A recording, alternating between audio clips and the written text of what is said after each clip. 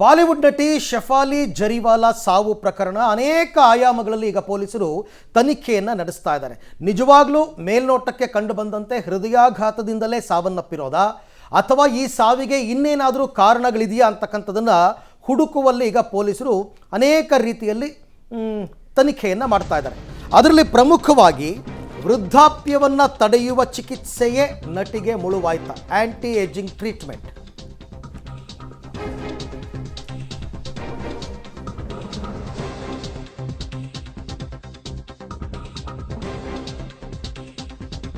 Okay, Bollywood ನಟಿ ಶೆಫಾಲಿ ಜರಿವಾಲಾ ಸಾವು ಪ್ರಕರಣದಲ್ಲಿ ನಟಿಯ ಹಠಾತ್ ಸಾವಿನ ಬಗ್ಗೆ ಮುಂಬೈ ಪೊಲೀಸರು ತನಿಖೆಯನ್ನು ಮಾಡ್ತಾ ಇದ್ದಾರೆ. ವೃದ್ಧಾಪ್ಯವನ್ನು ತಡೆಯುವ ಚಿಕಿತ್ಸೆನೇ ನಟಿಗೆ ಮುಳುವಾಯ್ತಾ ಅಂತ. ವೃದ್ಧಾಪ್ಯ ತಡೆಯುವ ಚಿಕಿತ್ಸೆಯನ್ನು ನಟಿ ಶೆಫಾಲಿ ಪಡಿತಾ ಇದ್ರಂತೆ.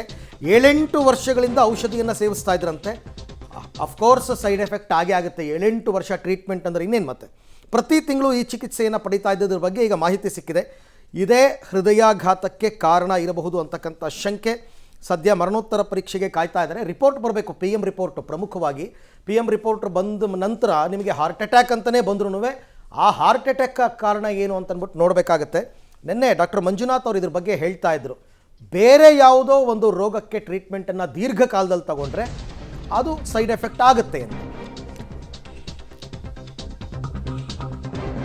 ಕಳೆದ ಶುಕ್ರವಾರ ನಟಿ ಶೆಫಾಲಿ ಮನೆಯಲ್ಲಿ ಒಂದು ಪೂಜೆಯನ್ನ ಹಮ್ಮಿಕೊಳ್ಳಲಾಗಿತ್ತು. ಪೂಜೆ ಅಂತ ಅವರು ಉಪವಾಸವನ್ನ ಮಾಡಿಕೊಂಡಿದ್ರಂತೆ.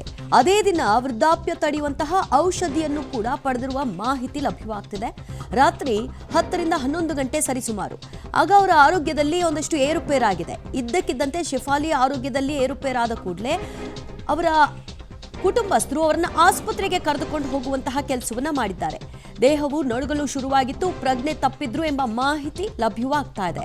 ಇದು ಕಳೆದ ವಾರದ ಇನ್ಸಿಡೆಂಟ್. ಅವ್ರ ಮನೆಯಲ್ಲಿ ಪೂಜೆ ಇದ್ದಂತಹ ಸಂದರ್ಭದಲ್ಲಿ ಅವರು ಪೂಜೆಗಾಗಿ ಉಪವಾಸವನ್ನ ಮಾಡ್ತಾ ಇದ್ರು. ಆದರೆ ಸಹಜವಾಗಿ ಒಂದು ಪ್ಯಾಟ್ರನ್ ಅನ್ನು ಅವರು ಫಾಲೋ ಮಾಡ್ತಾ ಇದ್ರೆ, ಡಯಟ್ ಪ್ಯಾಟ್ರನ್ ಅನ್ನು ಫಾಲೋ ಮಾಡ್ತಾ ಇದ್ರೆ, ಅದನ್ನ ಏನಾದರೂ ಒಂಚೂರು ಆ ಕಡೆ ಈ ಕಡೆ ಆದರೂ ಕೂಡ ಬಾಡಿ ಅದನ್ನ ತಡ್ಕೊಳ್ಳಲ್ಲ.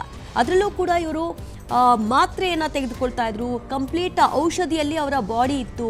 ವ್ಯಾಯಾಮ ಏನೇ ಮಾಡಿದರೂ ಕೂಡ ಔಷಧಿ ತಗೊಳ್ಬೇಕಾದ್ರೆ ನಿಮ್ಮ ದೇಹದಲ್ಲಿ ಆಹಾರ ಇರಬೇಕು. ಆಹಾರ ಇಲ್ಲದೆ ಯಾವುದೇ ಔಷಧಿ ತೆಗೆದುಕೊಂಡ್ರೂ ಕೂಡ ನೀವು ಸುಸ್ತಾಗ್ತೀರಿ, ಪ್ರಜ್ಞೆ ತಪ್ಪುವಿಕೆ ಆಗುತ್ತೆ. ಅದರ ಪರಿಣಾಮವನ್ನು ಕೂಡ ಅವರು ಅವತ್ತು ಅನುಭವಿಸಿದ್ರು. ಹಾಗಾಗಿ ಆಸ್ಪತ್ರೆಗೂ ಕೂಡ ಕರೆದುಕೊಂಡು ಹೋಗಲಾಗಿತ್ತು ಅಂತ.